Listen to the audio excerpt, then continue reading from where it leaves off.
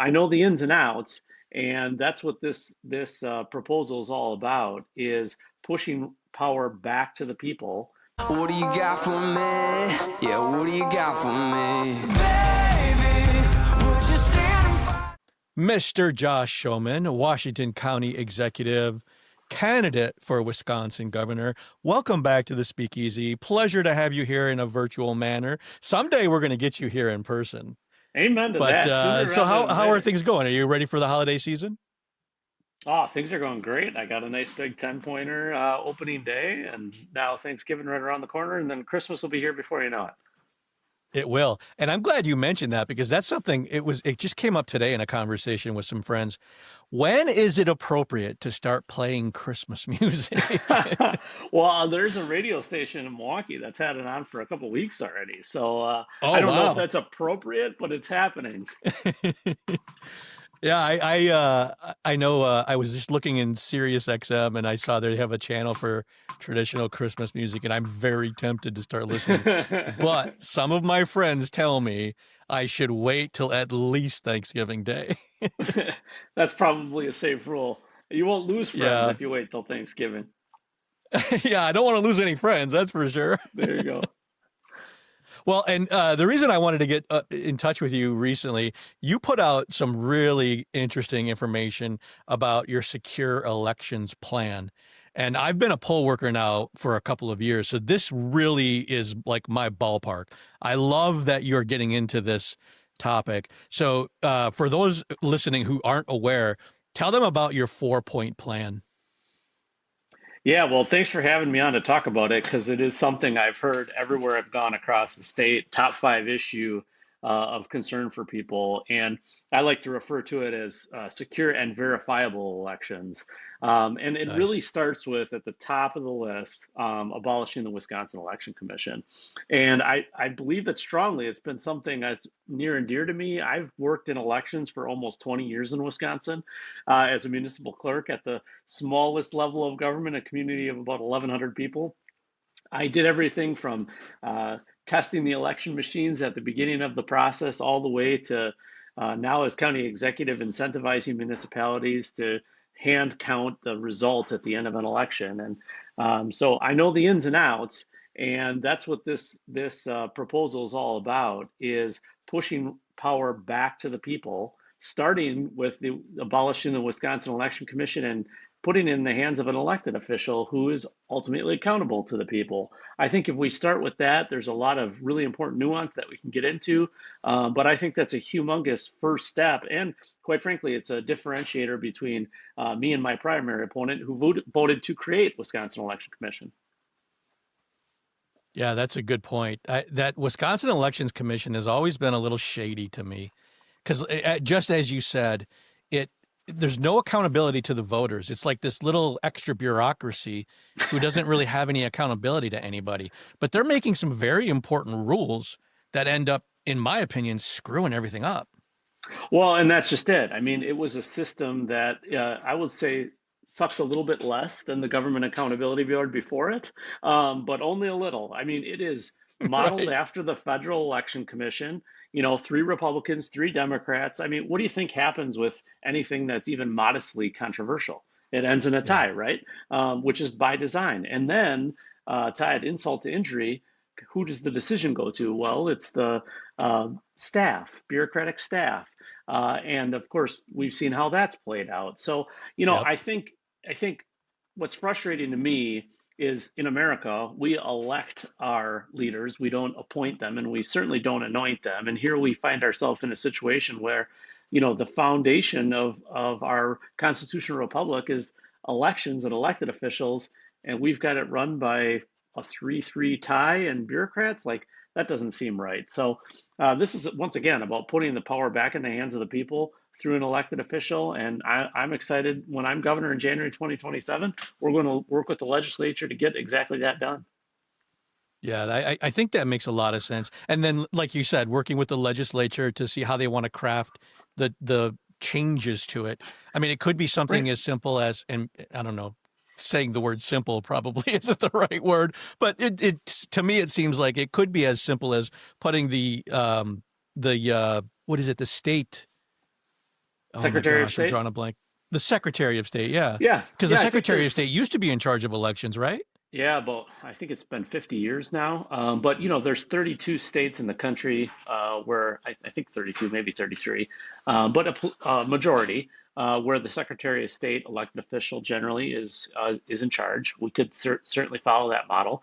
I don't have a problem if it's the lieutenant governor. That's a position that everybody knows largely does nothing except for wait for the governor to drop Yeah. over, or state treasurer as well. To me, it's less important which position and more important that it's accountable to the people. Because right now, I mean, when you think about how that model was set up, who does it benefit? Really, at the end of the day, it's certainly not the people. In my opinion, Right. it's the politicians. And what a horrible system that we have that really is just designed to benefit politicians. Yeah, and I think trying to play devil's advocate a little bit, my guess is that they were probably trying to go for some kind of a nonpartisan, everybody Oh, feels yeah. happy kind of win-win scenario. But as you mentioned, in reality, that never happens. It ends up being a team of lawyers who end up making the ultimate decision, and they are unaccountable to the people. Well, lawyers and bureaucrats, right? Like Megan Wolf, I don't think I've ever met Megan Wolf. She might be the nicest person in Wisconsin. She might be the devil reincarnate. I have no idea, but she's in Right. a lose-lose situation. I mean, she doesn't she reports to a board that ties. She does not report to the legislature, but has them breathing down her neck. I mean, and look no Yeah, good farther point. than the 2020 election. After the 2020 election, remember when everybody was so frustrated with things like democracy in the park and the Racine voter Yeah. van and indefinitely confined and ballot drop boxes popping up everywhere. All of those things, you go to complain to your legislator, and they say, go to the Wisconsin Election Commission. You call the Wisconsin Election Commission if you can get a hold of anybody, and they say, well, you got to call your legislator. I mean, it's just Yeah. a whirling dervish, as they say. So Yeah, I that is a it's good a point horrible, because it's a there's no horrible system. accountability. Exactly. What a terrible system. Yeah. Well, and then the second point that you talked about in this plan, I really like this one too. Having the statewide elections all occur in November Yeah. instead of splitting them up into spring and November. Tell us more about that. Yeah, so I mean, really, we're talking about the DPI superintendent and the Supreme Court races, right? Lots of logistics that have to get worked out here. It's a constitutional amendment to move both of them. So, the legislature will have to pass it in consecutive terms, and then it'll go to the people. Let the people decide. Yeah. This is a big theme of my campaign. But, really, at the end, let's be honest. First of all, we say they're nonpartisan races. Everybody knows that they're partisan races. There's not an Hmm. RD behind their name, but there might as well be one in front of their name. And the reality is, we should have the maximum amount of Wisconsinites having the chance to vote for these individuals. And everyone knows November, whether it's a gubernatorial or a presidential election, that's when you get the most voter turnout. Yeah. And so we should want to have the most voter turnout. To me, it's a common sense idea. And frankly, with the constitutional amendment, if the people vote and decide, nope, we don't want to change it, well, then they've decided. But my sneaking suspicion is they're going to want to change it, and the maximum amount of people are going to want a voice in who our Supreme Court justices are and who the superintendent of DPI is. Yeah, that is such a good point. And I think the other thing you had mentioned in your white paper about this was the idea that it would help with the primary system as well for those elections. It would. It would. You really read your material. I love it. So yeah, I think it helps if we move. Notice that we have August primaries for these state races, governor race, all the legislative races.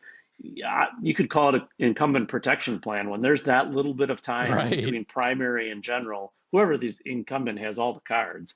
Like move those primaries back to April, just like the presidential primary, and let's Yes. have an actual debate and discussion over the course of the summer, like a normal process.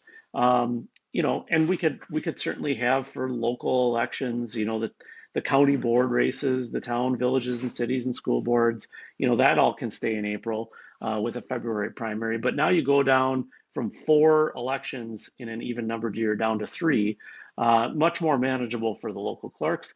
And quite honestly, with all of these things, and we'll go through the rest, I think we need to give more resources to our local clerks. There's 1,800 of them doing yeoman's work.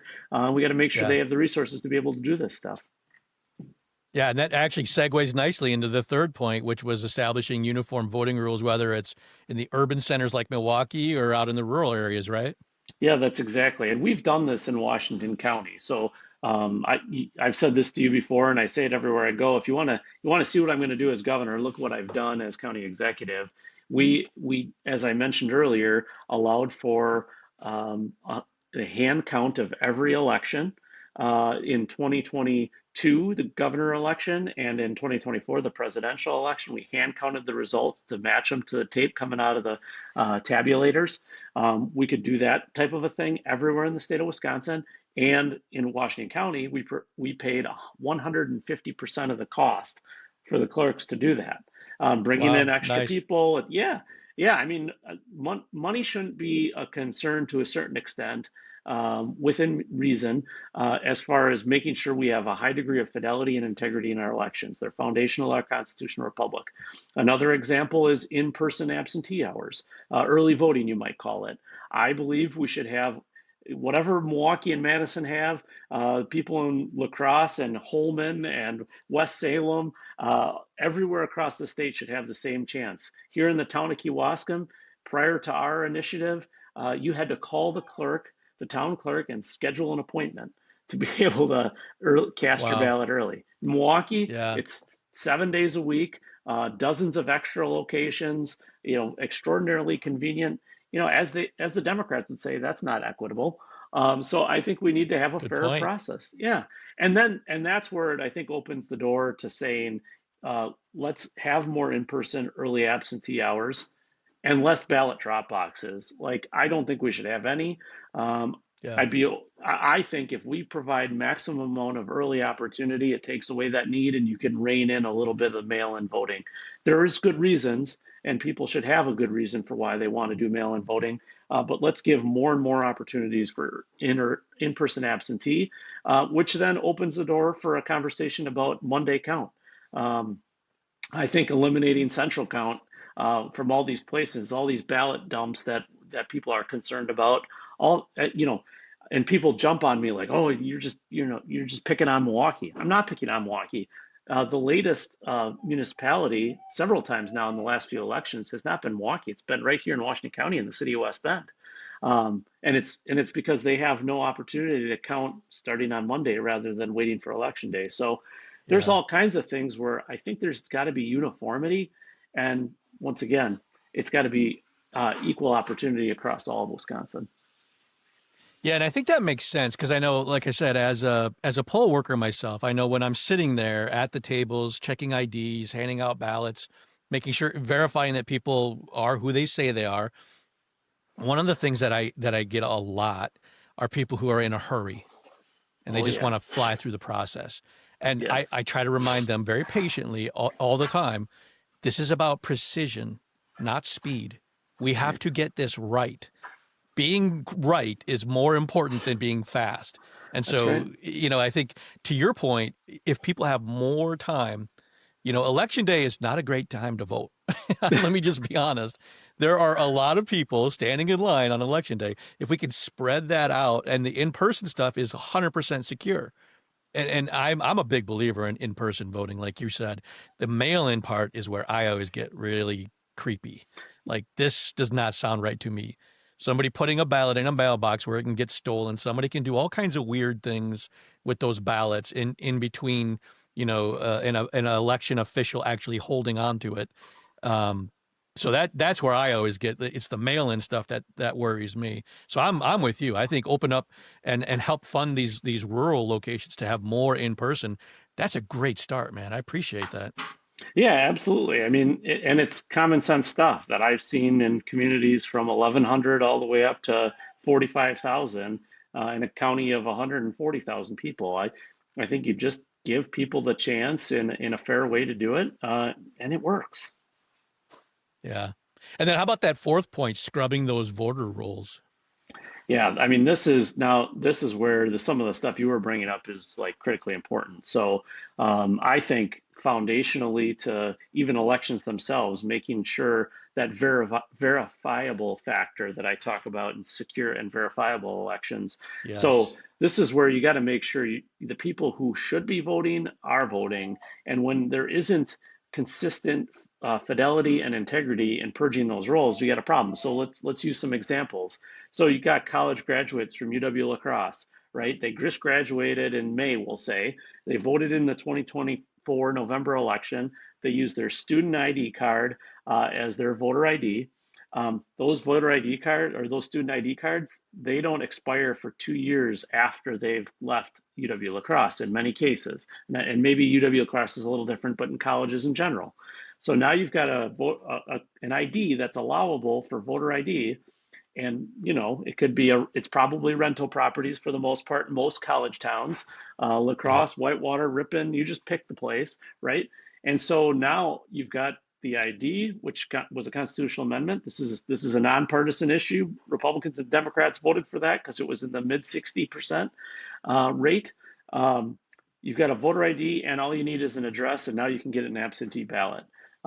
Same thing can be said about a number of things, but that's just one really good example of you got to make sure that with high degree of fidelity and integrity, you're removing people from obituaries off of our rolls. Yes. Some clerks are better than others, and you got to make sure that every type of person who's moved as frequently as you can, you're removing them from the roller rolls. It's hard to keep up with who's all coming and going from your community. Right now, we only purge the voter rolls once every 4 years. I think we need to study what's the right amount of time, and how do you turn it around appropriately so that we have that as secure and verifiable as we possibly can. I think that makes a lot of sense. And one of the other things, like to your point about university students, one additional thing that I would recommend is a change in the law, amend the laws so that anyone who is living in a residence hall is not a legal voter in that. They are not a legal resident just because they live in a residence hall. And the reason I say that is because after our last sheriff's election, some friends of mine and myself as well, we did an analysis of the La Crosse voting rolls. And there were, like, literally in the voting rolls, the data shows they were living on campus in a residence hall, but their home address in another column in the same data, their home address is out of state. So what that ultimately meant is out of state students were coming to La Crosse and choosing our sheriff. So I would To go me, one that's step. not fair. I'd go one step farther and say, if you're paying out of state tuition, you can't vote in Wisconsin. That's even better. I mean, I I mean, think you're right. I think there's got to be some way of tuning the law to yeah, make sure that people who have no real interest in our communities should not have an interest in our election. right. No, this is an area I think that's got to be investigated, and it's why we presented this as a whole package, right? I mean, you start Yeah. pulling ones and twos out of here, and all of a sudden, other reforms just don't make sense. So I think it has to go as kind of a election omnibus type of a package. And Oh, good point. when I win in January of 27, I'm in the governor's mansion. We'll have majorities in both the Senate and the Assembly that can help us get it done. Well, and I'm glad you said that because it segues nicely into the the final question I had for you. So paint the picture for me. 2 years from now, you're Yeah, governor. yeah. What does it look like in the state of Wisconsin? How are you defining this role? Well, first things first, the open for business signs go back up on every entrance to the state of Wisconsin. I mean, we have to make Wisconsin the place to be. So I've talked a lot about our kids leaving, now our retirees leaving. We're going to totally turn the tide on making Wisconsin a place that people want to be, not just be from. And at the top of the list is affordability and education. Everything Hmm. from childcare through K-12 up to the university system, and making things much more affordable with income tax, property tax, and utility rates. That is where my hedgehog is going to be in the first term. But it's going to take a total culture change Yeah. in state government holistically, and that just takes time. People have to be patient, but I'm excited for January of 2027, because the things that we've done here in Washington County to change that culture, we absolutely can do it at the state level. And the results speak for themselves. 25% less county employees than when I started. Our tax rate has been cut in half since I started. Our property tax collections are less in 2026 than they were when I was first elected in 2020, and they're less than they were in 2008. And we are extremely efficient and effective at public safety, mental health, roads, and economic growth. And in the state level, I'd say education too. So, I mean, that right there is a whole mouthful, but it's a lot of change and a lot of reform. You know, the status quo and the establishment have not worked for us. All these politicians who run on these promises of things like, you know, repealing Obamacare and lower deficits and lower debt. And how's that working out for us lately? We need somebody who's actually led before, executive experience, that can bring that to Madison. That's exactly what I'm going to do in January of 27. Well said, sir. Well, final thoughts. How can people reach out to you if they're interested in more information? Well, best thing to do is to go to joshschoemann.com to learn more. You can certainly follow us on all of the social media, the Gram and Facebook and X and TikTok. Now we are venturing into TikTok now that President Trump's doing his good work. But yeah, please go to joshschoemann.com and learn more there, and follow us on social. Happy Thanksgiving. Good luck to all the hunters out there, and have a very Merry Christmas and Happy New Year. Hi, thanks for checking out this episode. If you like this content, then please visit cooleyconservatives.com and click the Buy Me a Coffee option to leave us a tip. And don't forget to follow us on Facebook, Twitter, and Truth Social. Oh, and you can get our content in your email inbox once a week by subscribing at cooleyconservatives.com. Thanks again. Take care and God bless. I want you, need you to know.